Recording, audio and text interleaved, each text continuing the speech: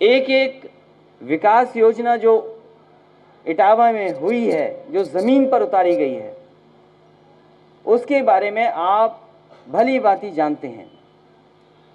इटावा का विकास समाजवादियों ने नहीं रुकने दिया।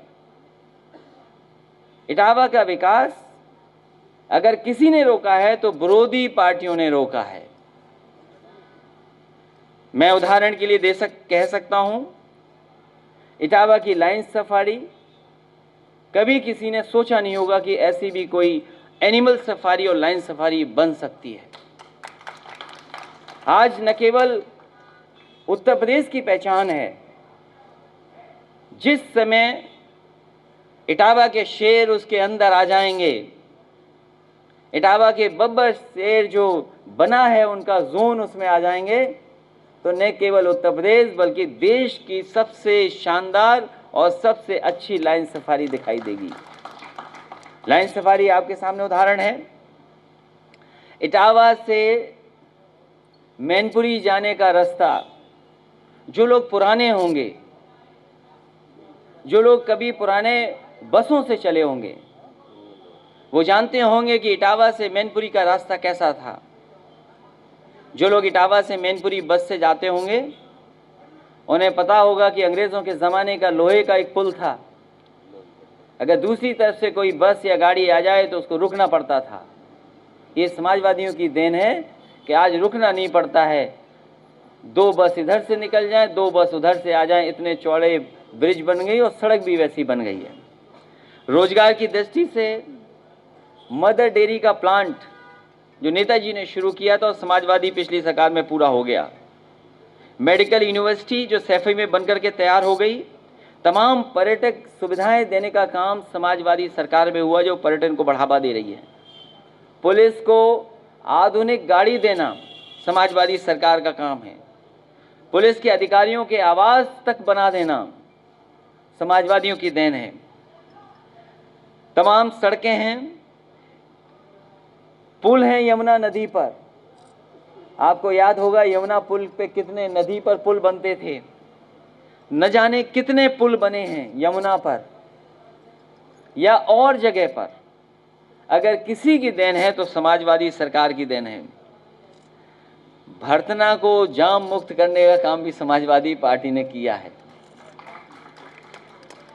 जिले में फीडर सेपरेशन का काम या सब स्टेशन का काम, सबसे ज़्यादा सब स्टेशन अगर कहीं बनाए हैं किसी ने तो समाजवादी सरकार ने बनाए हैं।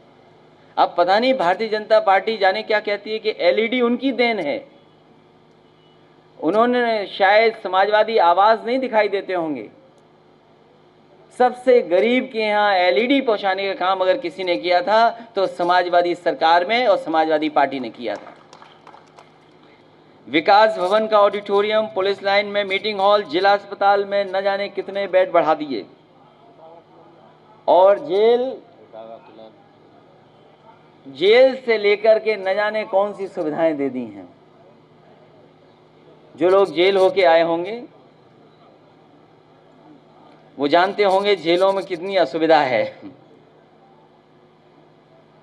और जेल में कैसे लोग रह रहे हैं या कैदी कैसे रह रहे हैं। उनको भी अगर किसी ने सुविधा दी है तो कोशिश की थी कि समाजवादी पार्टी में एक शानदार अच्छी जेल बन जाए।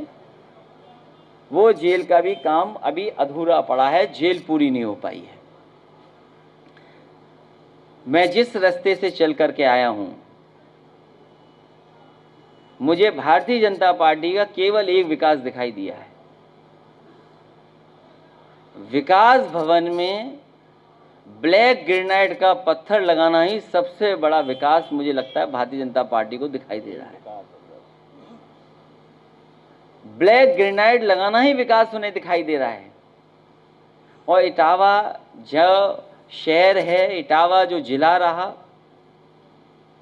इसको जितना समाजवादी पार्टी दे सकती थी दिया है। और हम इटावा के लोगों को भरोसा दिलाना चाहते हैं अपने कार्यकर्ताओं के माध्यम से और अपने पत्रकार साथियों के माध्यम से कि जब कभी इटावा की जनता मौका देगी तो सबसे ऐतिहासिक काम इटावा शहर को भी अच्छा बनाने का काम समाजवादी लोग करेंगे। इटावा का इतिहास कोई छोटा मोटा इतिहास नहीं है। ये जिला, इसका इतिहास बहुत पुराना है।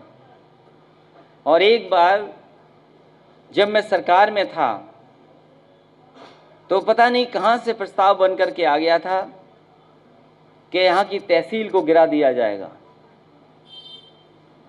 लेकिन जब मुझे जानकारी हुई, जब मैंने कागज पढ़े और जाकर के मैंने बहुत सी और चीज़ों की जब जानकारी की, तो जो लोग पुराने होंगे, जो थोड़े इतिहास के पन्नों को पलटते होंगे, वो जानते होंगे कि 1857 की लड़ाई में इटावा के लोगों का बहुत योगदान रहा है। इटावा के लोगों ने वो हौसला, वो बहादुरी दिखाई थी, वो एकजुटता दिखाई थी कि यहाँ के जिलाधिकारी ए.ओ. ह्यूम को यहाँ से भागना पड़ा था और आगरा में जाकर के शरण लेनी पड़ी थी। जो यहाँ के डिस्ट्रिक्ट मजिस्ट्रेट थे, उन्होंने कई इमारतें बनाई थीं, कई बिल्डिंगें बनाई थीं इटावा में। वो एक तहसील भी थी, कोतवाली थी, स्कूल का पता नहीं, और वो घर भी आजकल जिलाधिकारी का है। तो समाजवादी पार्टी की उस समय तैयारी हो गई थी कि 1857 में किस तरीके से अंग्रेज़ों को इटावा के लोगों ने भगाया था, किस तरीके से जिलाधिकारी के घर से भागे थे, वो इतिहास को दोबारा बनाया जाए। जब कभी सरकार को मौका मिलेगा तो यही जिलाधिकारी महोदय का आवास बहुत अच्छा म्यूजियम में बन जाएगा, जिसमें 1857 के हमारे लोगों की पहचान बनेगी। शौचालय कहाँ बने हैं? सुना है कि सर्टिफिकेट मिल गया था ODF का। हमें तो कई जिलों की जानकारी है जहाँ जिलों को ODF कर दिया गया। जब जांच हुई तो पता लगा कि वहाँ शौचालय है ही नहीं, तो ODF कैसे घोषित कर दिया? बिजली की समस्या का आपको पता ही है। यहाँ के जनप्रतिनिधि, सरकार के जनप्रतिनिधि ये कहने लगे कि धान की फसल की कोई कीमत नहीं मिल रही, किसान को लूट हो रही। हमें बताओ, यही सरकार कहती थी कि किसानों को हम इतना मदद करेंगे कि उनकी आय दोगुनी हो जाएगी। हम जानना चाहते हैं सरकार से कि आखिरकार किस किसान की आय दोगुनी की है आपने? धान की फसल चली गई, खत्म होने वाली है। बताओ आपने धान किस कीमत खरीदा है? यहाँ जितने लोग खड़े हैं सब पे खेती है, सबने धान बेचा होगा।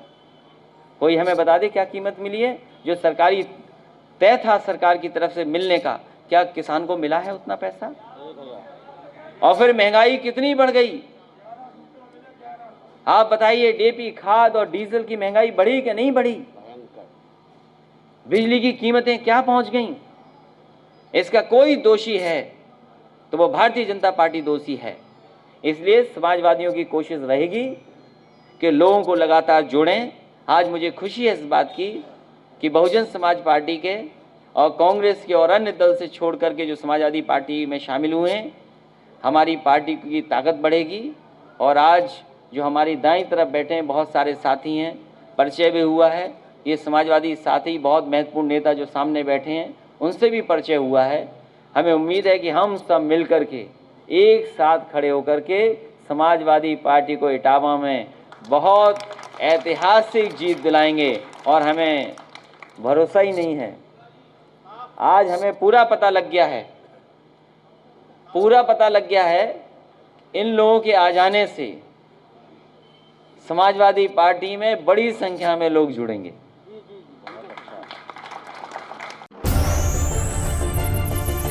अगर आप बेबाक और निष्पक्ष खबरें देखना चाहते हैं तो हमारे चैनल को सब्सक्राइब करें और बेल आइकन को दबाएं।